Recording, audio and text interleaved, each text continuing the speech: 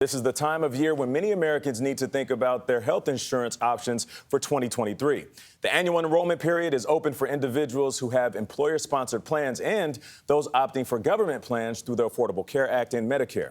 CBS News business analyst Jill Schlesinger is here with what you need to know before this window closes. Good morning, Jill. How you doing? I'm doing well. All right, so what should people consider when figuring out the best plan for themselves? You know, these plans, they change every year. And so our natural human inclination is to say, well, let me just do what I did last year. Oh, that is me. Look over here. Hello, okay. My name is Gail. Okay. I get overwhelmed by this every single year, and I just check exactly what I did. So here's the issue. That's bad, you're saying. It's bad because, first of all, if your family circumstances changes, maybe you have to have different plan options. But the plans themselves change every year. So you may find that this year your prescription drugs are covered under a different plan, but not under your current plan. So it's weird because it requires you to do two levels of research. One is your family. What do I have? What prescriptions do I have? Are my doctors in the plan? Then you have to go back to the plan itself and say, are there other plans and other alternatives that match up better for me? It is time consuming, but it is worth it. We are talking about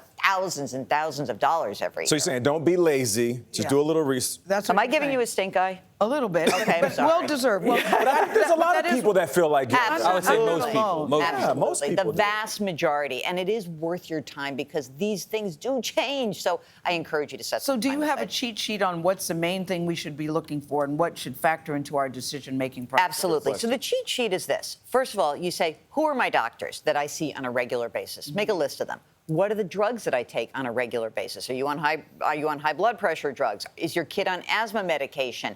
And then you go to the plans and you say, what is covered? Now, there are kind of three variables when you look at your insurance. One is the actual premium, what it costs you each year. But there's two other aspects of this. One is the deductible, what you have to pay out of your pocket before your insurance kicks in. The other is copays. So it's the drugs, the doctors, the three variables, and now I've already lost Gail. She's checking the box. But aren't a lot of companies already adding higher deductibles too? Yes, and so here's the thing that's interesting. The newest iteration of health insurance is something called a high deductible health plan.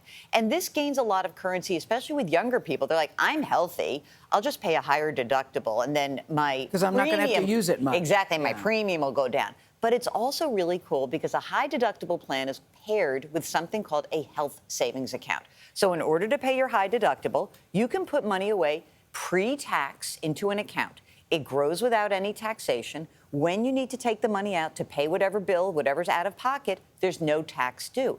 It is called triple tax advantage.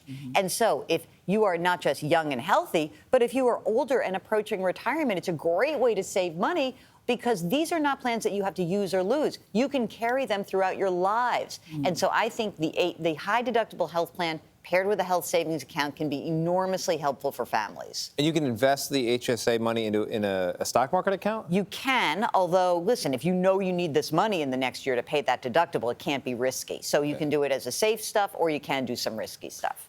If you're over 65, you're eligible to be on Medicare.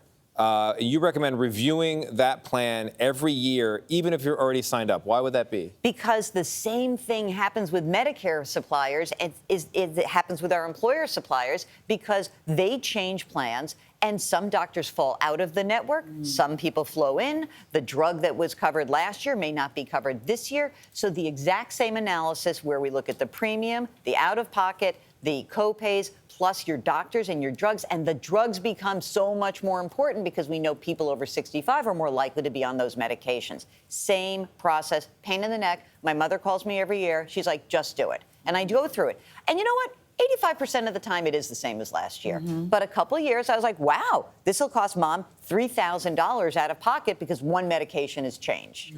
Got you. You have plans this weekend? I'm just going to come over with my paperwork. Oh, you are invited Sit with you and anytime. say, okay, Jill, what No to problem. check? Absolutely. It's overwhelming. So you to making me. plans for Jill? Yes, Come I do know. your homework? Yeah. And this is Jill's also going to sit on her phone on the couch. Yeah, and I should just say one other thing, that the Affordable Care Act open enrollment is occurring right now as well. And this is really important. We know a lot of people leaving employers. They're leaving the work world of an employment-based plan, and they're going to be self-employment or gig. Check out these plans, 4 different levels. And by the way, it is different in every state. So compare that. You might get subsidies, so you might not have to shoulder the burden on your own. All right, the doctors, the drugs, deductibles, and co-pays. Done. My notes. Jill, we Done. appreciate you. Thank you so much. Thank you.